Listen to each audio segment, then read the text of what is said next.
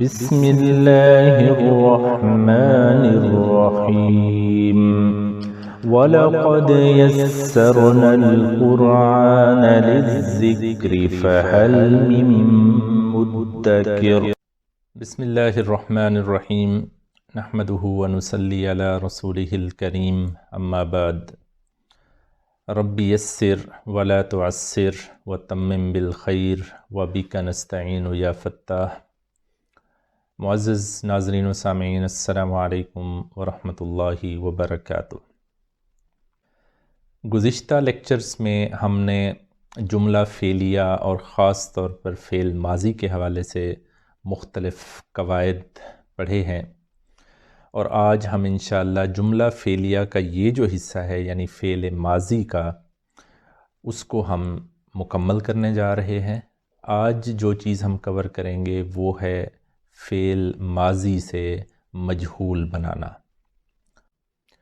جیسا کہ ہم جانتے ہیں کہ کوئی بھی فعل اپنے فاعل کے بغیر نہیں ہوتا، اور یہ بھی ہم جانتے ہیں کہ فاعل یا تو اسم ظاہر ہوگا، یعنی ظاہری صورت میں کوئی اسم فاعل کے طور پر ہمیں نظر آئے گا، یا پھر کوئی فاعل ایسا ہوگا جو ضمیر کی صورت میں صیغے کے اندر چھپا ہوا ہوگا۔ تو یہ دو صورتیں ہم اس سے پہلے پڑھ چکے ہیں۔ اب ایسا فعل جس کا فاعل مذکور ہو، معلوم ہو، ایسے فعل کو ہم فعل معروف یا فعل معلوم کہتے ہیں۔ جیسے ایک مثال آپ کے سامنے ہے شارب الماء۔ اس مثال کے اندر اگر آپ دیکھیں تو آپ کو شاربہ فعل نظر آتا ہے اور الماء آگے مفعول نظر آتا ہے۔ تو یہ شاربہ جو ہے یہ فعل با فاعل ہے، یعنی اس کے اندر فاعل ضمیر کی شکل میں موجود ہے، اور وہ ضمیر بھی کون سی ہے؟ حالت رفع والی واحد مذکر غائب کی ضمیر ہوا۔ تو یہ ایک مثال ہو گئی کہ جس میں آپ کو نظر آ رہا ہے کہ فاعل موجود ہے لیکن ضمیر کی صورت میں۔ دوسری مثال دیکھیں شارب الرجل الماء۔ اس کے اندر آپ کو کیا نظر آ رہا ہے کہ شاربہ فعل ہے، لیکن اب فاعل جو ہے اس کو ظاہر کر دیا گیا ہے الرجل کی شکل میں۔ تو شارب الرجل، اس کا معنی اب کیا ہم کر رہے ہیں کہ آدمی نے پیا الماء پانی۔ تو یہ تو ایک چیز ہمارے سامنے آ گئی کہ یہ وہ فعل ہیں جو فعل معلوم یا معروف ہیں، کیونکہ ان کے اندر فاعل مذکور ہے۔ لیکن بعض اوقات ایسے ہوتا ہے کہ فعل کا فاعل مذکور نہیں ہوتا بلکہ محذوف ہوتا ہے۔ ایسا فعل مجہول کہلاتا ہے، یعنی فعل مجہول کی نشانی ہی یہ ہوگی کہ اس کے اندر فاعل کا ذکر نہیں ہوگا۔ جیسے مثال دیکھیں پانی پیا گیا۔ پانی پیا گیا میں پانی آپ کو نظر آ رہا ہے کہ مفعول ہے، کیونکہ اسے پیا گیا ہے، اس پہ کام کیا گیا ہے، اور پینا یہ ایک فعل ہے، تو آپ کو فاعل نظر نہیں آ رہا۔ ہاں، فاعل کے محذوف ہونے کی مختلف وجوہات وہ ہمارے اس ٹاپک کا یا اس لیکچر کا موضوع نہیں، آگے انشاءاللہ ہم کہیں اس کو کور کریں گے۔ یہاں پہ یاد رکھنے کی اب کیا ضرورت ہے کہ ایسا فعل جس میں فاعل مذکور نہ ہو بلکہ محذوف ہو اسے ہم فعل مجہول کہتے ہیں۔ اب فعل ماضی سے اگر فعل مجہول بنانا ہو، یعنی ماضی مجہول، تو اس کا طریقہ کار کیا ہوگا؟ یاد کریں ہم نے ایک چیز پڑھی تھی کہ فا عین لام کا میزان اگر ہو تو فا عین لام کی طرز پہ ہمیں کسی بھی فعل اور اسم کا کیا چاہیے ہوتا ہے؟ حروف اصلی، یا جس کو ہم کہتے ہیں مادہ، اور دوسرے نمبر پہ ہمیں چاہیے ہوتا ہے وزن، جس وزن کے اوپر ہم اسے لے آئیں۔ تو فعل ماضی سے جب مجہول بناتے ہیں تو وہ فعیلا کے وزن پہ ہے، یعنی آپ نے کیا کرنا ہے کہ جب بھی کسی فعل کا مجہول بنانا ہو ماضی سے تو اس کے وہ جو حروف مادہ ہیں 3 حروف وہ لیں، اور پہلا کلمہ کیا ہوگا؟ فا کلمہ، دوسرا عین کلمہ، تیسرا لام کلمہ، ان کو فعیلا کے وزن پہ لے آئیں۔ جیسے کاف تابا اگر مادہ ہو، فوئلا کے وزن پہ آپ لے کے آئیں گے تو کیا بن جائے گا؟ کتیبا۔ شین رابا اگر مادہ ہے تو کیا بنے گا؟ شوریبا۔ تو سب سے پہلا کام آپ نے یہ کرنا ہے کہ فعل ماضی سے مجہول بنانا ہو تو مادہ کو فوئلا کے وزن پہ لے آئیں۔ اور اب فاعل تو ہے نہیں، ہم نے پڑھا ہے کہ فاعل حالت رفع میں ہوتا ہے اور مفعول حالت نصب میں، تو یہاں پہ اب ہم یہ کریں گے کہ فاعل کی عدم موجودگی میں جو مفعول ہے اس کو فاعل کی اعرابی حالت پہ لے آئیں گے، یعنی اس کو فاعل کا اعرابی سٹیٹس دے دیا جائے گا، اور وہ کیا تھا؟ حالت رفع۔ تو گویا اب مفعول فاعل کی جگہ پہ آ کے حالت رفع میں اٹیچ ہو جائے گا اس فعل کے ساتھ۔ تو دو چیزیں آپ نے کیا کرنی ہے فعل ماضی سے مجہول بنانا، پہلا کہ اسے مادہ کو فوئلا کے وزن پہ لے آئیں، اور دوسرا کام کیا کرنا ہے کہ آپ نے جو مفعول ہے اس کو فاعل کی اعرابی حالت میں لے کے آنا ہے۔ آگے میں آپ کو بتاتا ہوں کہ فاعل اگر ہوگا پہلے مجہول بننے سے پہلے تو اس کا کیا کریں گے، وہ ابھی ہم آگے مثالیں انشاءاللہ دیکھنے والے ہیں۔ ایک مثال دیکھیں، آدمی نے پانی پیا، یہ سادہ جملہ تھا، فعل معروف اس میں آپ کو نظر آ رہا ہے، شارب الرجل الماء، آدمی نے پانی پیا، الرجل حالت رفع فاعل، الماء حالت نصب مفعول۔ لیکن اگر میں کہتا ہوں پانی پیا گیا، اب فاعل نہیں ہے، صرف مفعول ہے، تو فا عین لام کا میزان دیکھیں تو جو حروف اصلی ہیں مادہ وہ ہے شین رابا، فوئلا کا وزن ہم نے لے کے آنا تھا، تو فوئلا کے وزن پہ شین رابا کیا بنے گا؟ شوریبا۔ اب شوریبا بن گیا، ہم نے کیا کرنا تھا دوسرا کہ مفعول کو فاعل کی اعرابی حالت میں لے آئیں، یعنی مفعول کو حالت نصب سے حالت رفع میں لے آئیں، تو وہ کیا بن گیا؟ الماء، شورب الماء، اس کا معنی ہوگا پانی پیا گیا۔ اچھا، ایک چیز اور جو آپ کو یاد رکھنی ہے، ہم پہلے پڑھ چکے ہیں کہ فعل دو قسم کے ہوتے ہیں، ایک فعل لازم اور ایک فعل متعدی۔ فعل لازم کے لیے تھا کہ اس کو مفعول کی ضرورت نہیں ہوتی، اور فعل متعدی میں مفعول درکار ہوتا ہے۔ اب ایک چیز یہ ہے کہ فعل مجہول جو ہے وہ متعدی افعال سے بنتا ہے، کیونکہ اسی میں مفعول موجود ہوتا ہے۔ اب کیونکہ مفعول جو ہے وہ فاعل کی اعرابی حالت لیتا ہے، ابھی ہم پڑھ چکے ہیں، اب اس کو کوئی نام بھی دیا جائے گا، تو گرامر کی اصطلاح میں ایسے مفعول کو ہم یا تو ایک نام دیتے ہیں کہ وہ مفعول جس کے فاعل کا نام نہ لیا گیا ہو، یا اس کو مختصر کر کے ہم نام دے دیتے ہیں نائب الفاعل۔ گویا جب بھی ہم فعل ماضی سے یا کسی بھی فعل سے مجہول بنائیں گے تو ایک تو وہ فعل ہوگا مجہولی شکل میں، اور دوسرا جو مفعول ہے وہ نائب الفاعل بن کے ساتھ اٹیچ ہو جائے گا۔ تو اب یہاں پہ فعل مجہول کے ساتھ جو مفعول ہوگا اس کو اب ہم مفعول نہیں کہیں گے بلکہ نائب الفاعل کہیں گے۔ آپ کو یاد ہوگا کہ فعل ماضی کے واحد مذکر غائب کے صیغے کے لیے ہم نے کہا تھا کہ 3 وزن پاسبل ہیں۔ ایک وزن تھا فعلا، دوسرا فعیلا، اور تیسرا فعولا۔ جیسے فعلا ضربا، فعیلا کے وزن پہ جیسے ابھی پیچھے ہم نے دیکھا ہے شاربا، اور فعولا کے وزن پہ کاروما۔ لیکن ماضی سے جب ہم مجہول بناتے ہیں تو اس کا ایک ہی وزن ہے اور وہ ہے فعیلا۔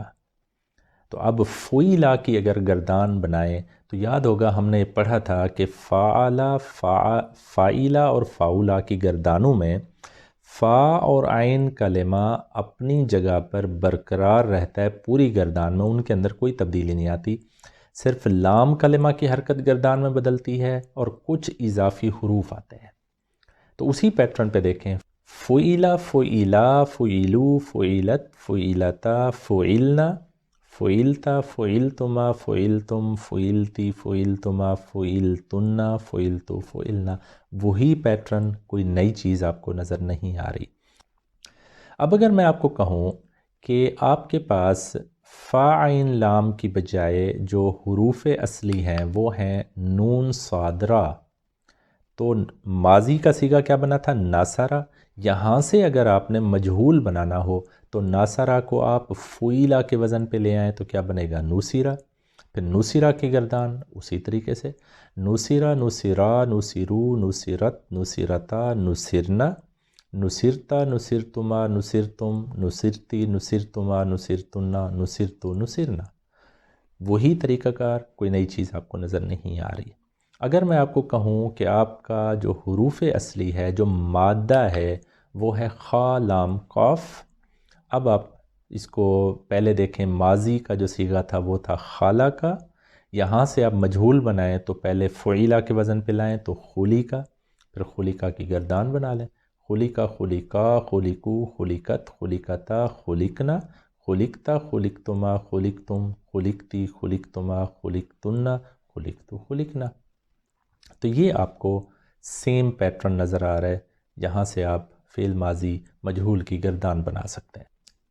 اب اس سے پہلے کہ میں آپ کوئی مثالیں آپ کے سامنے رکھوں، پہلے یہ کچھ قواعد دیکھ لیتے ہیں کہ فعل مجہول کے قواعد کیا ہیں۔ تو آسان بات یہ ہے کہ فعل مجہول کے اوپر بھی وہی قواعد لاگو ہوں گے جو پیچھے ہم جملہ فعلیہ کے قواعد پڑھتے آ رہے ہیں۔ فرق کیا ہوگا؟ اب فاعل کی جگہ پہ ہم ٹرم استعمال کریں گے نائب الفاعل، یعنی مفعول نائب الفاعل کی شکل اختیار کر لے گا۔ اب نائب الفاعل اگر اسم ظاہر ہو تو گردان میں ہم واحد مذکر غائب یا واحد مؤنث غائب کا صیغہ استعمال کرتے ہیں، لیکن اگر نائب الفاعل اسم ضمیر ہو تو پھر ہم گردان کے اندر گھسیں گے اور متعلقہ ضمیر جہاں موجود ہوگی وہ متعلقہ صیغہ ہم پک کریں گے اور اس کو ہم استعمال کریں گے۔ تو وہی قواعد جو پیچھے ہم جملہ فعلیہ کے پڑھ چکے ہیں فعل معروف یا معلوم کے لیے، وہ فعل مجہول کے اوپر بھی لاگو ہوں گے۔ اب ایک مثال لیں، محمود کی مدد کی گئی، اس کے اندر آپ دیکھیں فعل کیا ہے؟ مدد ہونا یا مدد کرنا، ابھی آپ کہہ لیں۔ اب اس کے لیے واحد مذکر غائب کا ماضی کا صیغہ کیا تھا؟ ناصرہ، وہاں سے آپ فعیلہ کا وزن لے آئیں نصرہ، اب نصرہ آ گیا، اب مدد کس کی گئی ہے؟ محمود کی۔ بظاہر محمود مفعول ہے، لیکن اب یہاں پہ کیا بنے گا؟ نائب الفاعل۔ تو اب نائب الفاعل کو فاعل کی اعرابی حالت میں آپ لکھیں گے تو کیا بنے گا؟ محمودن۔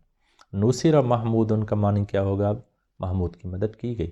اسی طرح مسلمانوں کی مدد کی گئی، نصرہ، اور آگے المسلمون۔ اب دیکھیں المسلمون ہے بظاہر مفعول، لیکن نائب الفاعل ہونے کی وجہ سے اعرابی حالت کون سی نظر آ رہی ہے اب آپ کو؟ حالت رفع، اور حالت رفع ہے جمع ہونے کے باوجود پیچھے ہم واحد مذکر غائب کا صیغہ استعمال کر رہے ہیں۔ وہ کیوں؟ کیونکہ فاعل یا اب نائب الفاعل ظاہری حالت میں موجود ہے، لہٰذا ہم گردان میں نہیں جائیں گے، واحد مذکر غائب یا واحد مؤنث غائب کا صیغہ، یہاں پہ واحد مذکر غائب کا صیغہ استعمال ہوگا۔ ان سب مذکر کی مدد کی گئی۔ اب یہاں پہ دیکھیں کام کیا ہوا ہے؟ مدد کرنا، نصرہ، ان سب، اب یہ ضمیر ہے اور جمع مذکر غائب کی ضمیر ہے، تو اب ہم گردان میں گھسیں گے، نصرہ، نصرا، نصرو، نصرو کا معنی کیا ہو گیا؟ ان سب کی مدد کی گئی۔ تم سب مؤنث کی مدد کی گئی، اسی طرح نصرہ فعل ہے، تم سب یہ ضمیر ہے، تو اس کا مطلب اب ہم گردان میں گھسیں، گردان بھی تم سب مؤنث، نصرہ، نصرا، نصرو، نصرت، نصرتا، نصرنا، نصرتا، نصرتما، نصرتم، نصرتی، نصرتما، نصرتنا، نصرتو، نصرنا۔ اب نصرتنا یہ وہ صیغہ ہے جس میں تم سب مؤنث یعنی انتنا کی ضمیر چھپی ہوئی ہے، تو نصرتنا تم سب مؤنث کی مدد کی گئی۔ اچھا، ہم پیچھے پڑھ چکے ہیں کہ کچھ متعدی افعال ایسے ہیں جن کو دو مفعول کی ضرورت ہوتی ہے، تو ایسے متعدی افعال جن کے دو مفعول ہوں تو پہلا مفعول نائب الفاعل بنے گا، دوسرا مفعول حالت نصب میں برقرار رہے گا۔ محمود کو عالم گمان کیا گیا، یہاں پہ دو مفعول ہیں، محمود کو گمان کیا گیا ہے اور کیسا گمان کیا گیا؟ ایک عالم کے طور پر، تو یہ دو مختلف مفعول ہیں۔ گمان کرنا حاسیبہ، وہاں سے آپ مجہول بنائیں فعیلہ کے وزن پہ حسیبہ، اور اب پہلا جو مفعول ہے وہ نائب الفاعل محمود محمودن بن گیا، اور دوسرا مفعول عالم وہ اسی طرح رہے گا اپنی حالت نصب میں عالمن، حسب محمود عالمن، محمود کو عالم گمان کیا گیا۔ اب یہ میں کچھ آپ کے سامنے ایگزامپلز رکھ رہا ہوں، میں عربی ایک جملہ رکھوں گا، اب ہم نے اسی جملے کو مجہول میں تبدیل کرنا ہے۔ اب مثلا جملہ ہے ضرب حامد محمودن، معنی آپ کر سکتے ہیں حامد نے محمود کی مدد کی۔ ضرب فعل ماضی معروف، حامدن یہاں پہ فاعل ہے، محمودن یہاں مفعول ہے اسم ظاہر کی شکل میں۔ اب تبدیلی کیا ہے؟ پہلے ضرب جو فعل ماضی معروف ہے اس کو ہم مجہول بنا لیں گے، ضرب ضرب بن جائے گا فعیلہ کے وزن پہ۔ حامدن فاعل تھا، اب فعل مجہول میں تو فاعل نہیں آتا، لہٰذا یہ اڑ جائے گا، اس کو ہم گرا دیں گے۔ اور محمودن جو کہ مفعول ہے، ہم نے پڑھا ہے کہ اس کو ہم نائب الفاعل بناتے ہیں، تو محمودن محمودن بن جائے گا۔ تو اب یہ باقی کیا بچے گا؟ ضرب محمودن۔ ایک اور مثال دیکھیں، خلق اللہ الانسان، خلق فعل ماضی ہے معروف، اب دوسرے نمبر پہ فاعل ہے اللہ، اور الانسان یہ مفعول ہے اور اسم ظاہر کی شکل میں ہے۔ اب خلقہ کے ساتھ ہم نے کیا کرنا ہے؟ اس کو فعیلہ کے وزن پہ لے آنا ہے، تو خلقہ بن جائے گا۔ اللہ فاعل ہے، اس کو ہم ہٹا دیں گے۔ الانسان یہ مفعول ہے، اس کو اب ہم نائب الفاعل بنائیں گے۔ اب کیونکہ نائب الفاعل اسم ظاہر ہے، ضمیر نہیں ہے، لہٰذا الانسان اسی حالت میں آ جائے گا، خلق الانسان، انسان کو پیدا کیا گیا۔ ناصر ابراہیم الوالدین، ابراہیم نے دو لڑکوں کی مدد کی۔ اب ناصر فعل ماضی معروف، ابراہیم یہاں فاعل، الوالدین یہاں مفعول، الوالدین آپ کو حالت نصب میں نظر آ رہا ہے۔ طریقہ کار وہی، ناصرہ کو فعیلہ کے وزن پہ لے آئیں نوسیرہ، ابراہیم فاعل ہے یہ ہٹ جائے گا، الولدین یہ مفعول ہے، اس کو اب ہم حالت رفع میں لے آئیں گے، نائب الفاعل بنا لیں گے، تو یہ کیا بن جائے گا؟ الولدانی۔ لیکن اب یہ نائب الفاعل ظاہری شکل میں موجود ہے، ضمیر نہیں، لہٰذا ہم پیچھے صیغہ کون سا استعمال کریں گے؟ واحد مذکر کا، کیونکہ الولدانی مذکر ہے۔ تو نصر الولدانی، دو لڑکوں کی مدد کی گئی۔ اسے ہم نصرا نہیں کہیں گے، نصرا یعنی پہلا صیغہ دوسرا نہیں۔ اسی طرح دیکھیں کتب اللہ علیکم الصیام، اب کتبہ فعل ماضی معروف، اللہ فاعل، الصیام مفعول، اور علیکم یہ متعلق فعل۔ اچھا، متعلق فعل کے اوپر کوئی تبدیلی نہیں آئے گی، وہ اپنی اوریجنل حالت میں رہے گا۔ یہاں پہ ایک چیز اور میں آپ کو بتاتا چلوں کہ کاتبہ کا جو فعل ہے یہ علی حرف جر یعنی صلہ کے ساتھ استعمال ہوتا ہے، تو اس کا معنی زیادہ تر آپ کو نظر آئے گا فرض کرنا کے معنی میں۔ کاتب اللہ، اللہ نے فرض کیا، علیکم تم سب پر، الصیام روزہ۔ اب کاتبہ فعل ماضی معروف، اس کو مجہول بنائیں تو کتبہ، اللہ فاعل اس کو ہٹا دیں، علیکم اسی شکل میں رہے گا کیونکہ متعلق فعل ہے، الصیام یہ مفعول ہے، اس کو اب حالت رفع میں لے جائیں کیونکہ اس نے نائب الفاعل بننا ہے، تو یہ بن جائے گا الصیام، کتب علیکم الصیام، تم سب پر روزے فرض کیے گئے۔ تو یہ ایک ترکیب اور آپ کو مل گئی۔ اچھا، اب کچھ مثالیں میں آپ کے سامنے رکھتا ہوں کہ جس میں اردو جملہ میں دیتا ہوں، آپ نے عربی بنانی ہے، بہت ہی آسان سے 2-3 جملے۔ اسے مارا گیا، کام کیا ہوا ہے؟ مارنا، ضربہ، اب ضربہ کا مجہول بنائے تو کیا بنے گا؟ ضربہ۔ کسے مارا گیا ہے؟ اسے، اب یہ اسے جو ہے یہ بنے گا نائب الفاعل، لیکن ہے کیا؟ ضمیر۔